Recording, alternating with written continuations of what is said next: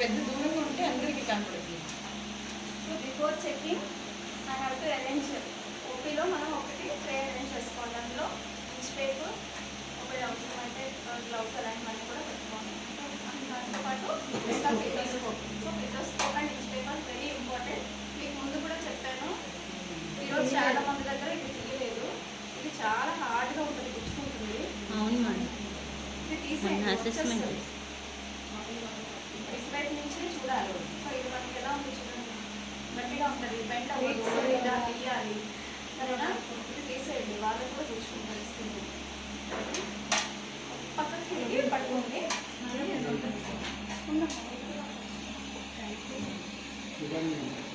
So I'm providing privacy.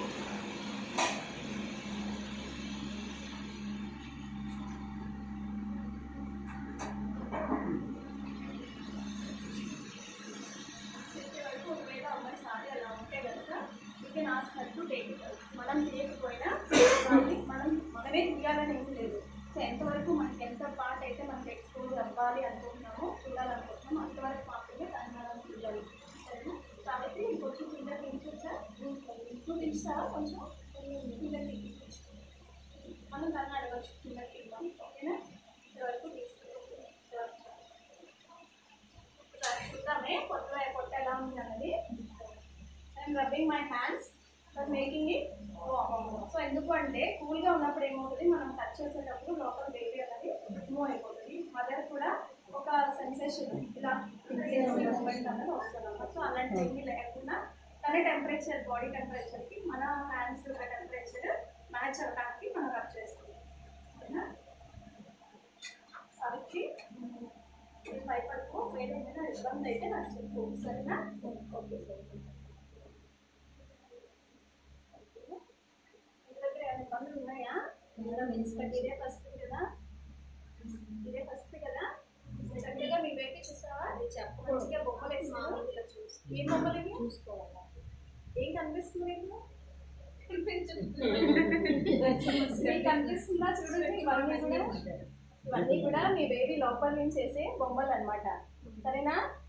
Okay, మంచిగా వేసింది బొమ్మలు. కిందంతా బొమ్మలే ఉన్నాయి. తర్వాత అలాగే అమ్మా రాస్తాం. సరేనా? Okay, first ulnar border. Ulnar border ఎక్కడి నుంచి మనకి ఎక్కడ ఫంటస్ తెలుస్తుందో అక్కడ పెట్టుకోవాలి. కొంచెం ఇలాగా ప్రెస్ చేసుకుంటూ వస్తే మనకి ఇక్కడ రెసిస్టెన్స్ వస్తుంది. సో అప్పటి నుంచి మనం అక్కడ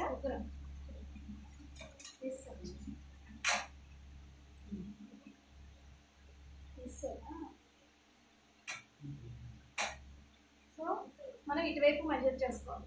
ఎందుకు అంటే ఇటువైపు నెంబర్స్ ఉంటాయి కాబట్టి మన వీక్స్ సరిపడా, అంటే ఇప్పుడు 32 వీక్స్ అనుకో, మనం కరెక్ట్గా 32 దగ్గర పెట్టేసి సరిపోయింది అంటాం. సో ఆ టైంలో ఏమవుతుంది, పాలీహైడ్రామియస్ కానీ, లోవర్ గ్రోత్ రిస్ట్రిక్టెడ్ బేబీస్ కానీ, ఆలిగోహైడ్రామియస్ కానీ మనం మిస్ అవ్వచ్చు. సో అలాంటప్పుడు లార్జ్ బేబీస్ కానీ అలాంటివి మనం మిస్ అవుతాం. సో అలాంటివి మిస్ అవ్వకుండా ఉండాలి అంటే యాక్యురేట్గా మనకు కావాలి. సో అప్పుడు అల్నార్ బార్డర్ దగ్గర నుంచి symphysis pubis.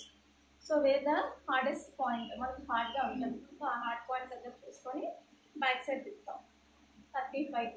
So mostly weeks అన్నీ కూడా ఈక్వల్స్ టు సెంటీమీటర్స్ ఉండాలి. సో 1 or 2 అటు ఇటుగా ఉండొచ్చు. అంటే ఫర్ ఎగ్జాంపుల్ 36 వీక్స్ అనుకోండి, అది 34 కానీ 35 ఉండొచ్చు, లేదా 37 or 38. సో అటు ఇటుగా కూడా 2 అటు ఇటు ఉండొచ్చు, ±1. సో ఇక్కడ వరకు అయిపోయింది. తర్వాత అప్పర్ బార్డర్లో, అప్పర్ పార్ట్ ఆఫ్ ద ఫండస్లో మనకి ఏ పార్ట్ ఉంది. సో మనం చూసుకున్నట్లయితే ఇక్కడ నాకు ఇర్రెగ్యులర్గా కనిపిస్తుంది, అంటే హార్డ్గా ఏం లేదు, ఇర్రెగ్యులర్గా ఉంది కాబట్టి it is breech. So buttocks పైన ఉంటుంది. సావిత్రి, ఏమైనా ఇబ్బందిగా ఉందా? లేదు కదా. So when coming to the lateral palpations, ఒక హ్యాండ్ వచ్చి ఇక్కడ మనం పెట్టుకోవాలి. అంటే ఎక్కువ ప్రెషర్ ఇవ్వకుండా జస్ట్ కొంచెం సపోర్ట్ ఇవ్వాలి. మూమెంట్ అనేది బేబీ మూవ్ అయిపోకుండా మనం పాల్పేట్ చేసుకోవడానికి ఈజీగా ఉండేలాగా ఇవ్వాలి. సో తర్వాత కొంతమంది పాల్పేషన్స్ అనేవి 4 ఫింగర్స్తో చేస్తారు, కొంతమంది మొత్తం హ్యాండ్ అంతా కూడా యూజ్ చేస్తారు.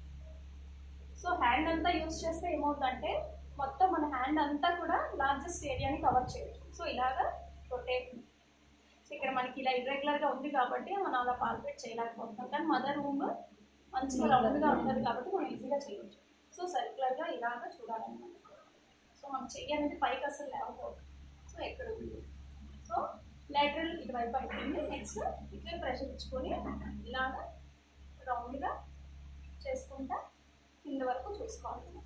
సో ఇటువైపు ఏముంటుంది, లాటరల్ పాల్పేషన్స్ మనం దేనికి చేస్తాం, బేబీ బ్యాక్ ఎటువైపు ఉంది అనేది మనం ఐడెంటిఫై చేసుకోవాలి. సో ఎక్కడైతే స్పైన్ మనం ఇలాగ పెట్టుకునేటప్పుడు అంతా కూడా ఈక్వల్ గా ఒక కర్వ్ లాగా అనిపిస్తుంది. సో అటువైపు బేబీ బ్యాక్ ఉన్నట్టు, ఇంకొక వైపు అక్కడ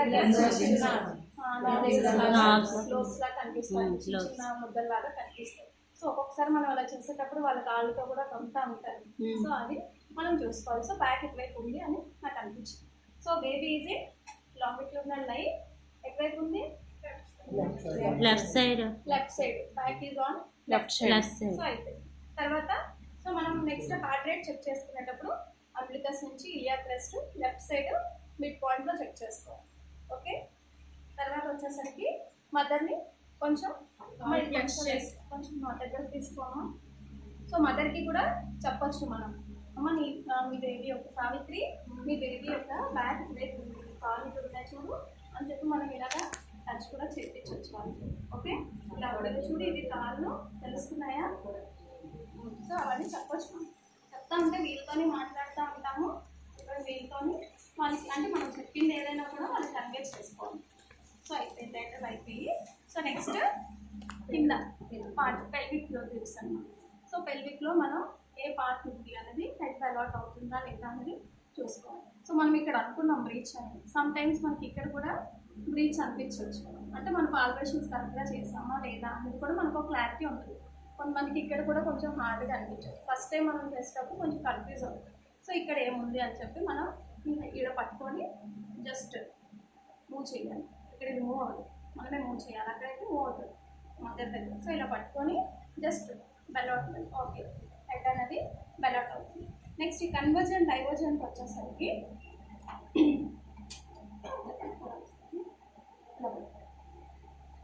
బేబీ యొక్క హెడ్ ఇది అనుకోండి. సో మనం బేబీ యొక్క హెడ్ ఇది, మదర్ యొక్క పెల్విస్ ఇక్కడ నుంచి స్టార్ట్ అవుతుంది. ఓకే, సో పెల్విస్ అనేది ఇక్కడ ఉంది. సో బేబీ డిసెండ్ అయ్యేటప్పుడు ఏమవుతుంది, కింద దిగుతుంది. సో అప్పుడు మనకి హెడ్ కనిపిస్తుంది. డెవలప్మెంట్ కూడా పట్టుకొని మనం డెవలప్ చేయలేము. అప్పుడు ఏమవుతుంది, మెజర్ చేయగలం అంటే 2 ఫింగర్స్తో మెజర్ చేయగలం, లేకపోతే 4 ఫింగర్స్, లేకపోతే 1 ఫింగర్ వాళ్ళతో తెలుస్తుంది. సో ఇప్పుడు మనం ఏం చూస్తున్నాం, కన్వర్జెంట్ డైవర్జెంట్ అంటే మన యొక్క చేతులు ఇక్కడ నుంచి ఇలా పెట్టుకుంటూ వెళ్తాం అన్నమాట. సో ఇక్కడ హెడ్ దగ్గరకు వచ్చేసరికి ఇలా పెట్టుకొని ఇలా వెళ్ళిపోతుంది. ఎందుకు, కాబట్టి. సో అదే ఒకవేళ గ్యాప్ వస్తుంది, గ్యాప్ వచ్చేస్తుంది డైవర్షన్. సో ఇది డైవర్జెంట్, ఇది కన్వర్జెంట్. ఓకే, అదొక క్లారిటీ ఉంది కదా. సో డెవలప్మెంట్ చూడాలి, కన్వర్జెంట్ డైవర్జెంట్ ఎలా ఉంది అని. సో ఇవన్నీ కూడా డెవలప్మెంట్ ఇవి లాస్ట్ వీక్స్లో చూస్తే సరిపోతుంది. ఫస్ట్ వీక్స్ నుంచి అంతా మనకి తెలుసు ఆల్రెడీ హెడ్ అప్లోనే ఉంది, కింద లేదు అని. ఎప్పుడు బర్త్కి ముందు టర్మ్ అవుతుంది అన్నప్పుడు మాత్రమే మనం development, convergent divergent, pelvic groups చూస్తాం. ముందంతా కూడా లేటర్ గ్రూప్స్ అయితే చాలు, ఎందుకంటే హెడ్ కూడా అప్లై ఉంటుంది, మనకి ఈజీగా డెవలప్మెంట్ అవుతుంది, అది మనకి తెలుస్తుంది. ఓకే, అప్పుడు అయిపోయిన తర్వాత ఏం నెక్స్ట్ హార్ట్ రేట్. మన బ్యాక్ ఇటువైపు ఉందనుకున్నాం కదా.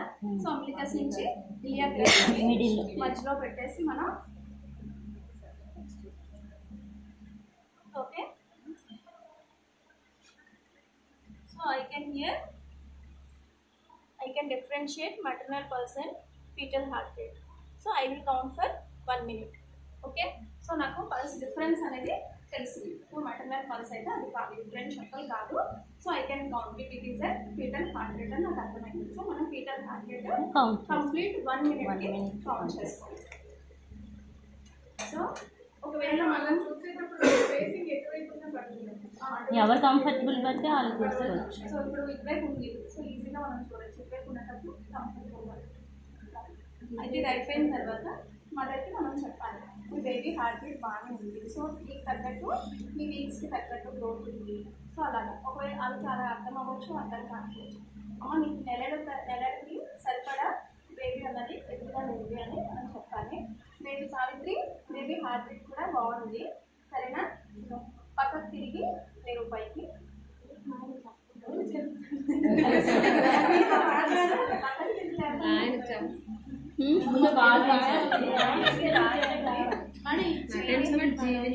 మహానటి